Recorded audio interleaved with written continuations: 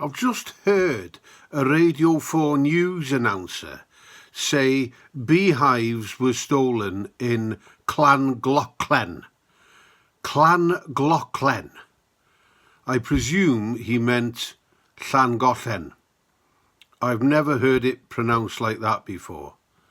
I've heard Llandudno for Llandudno. It appears that non-Welsh speakers have a devil of a job with the double L.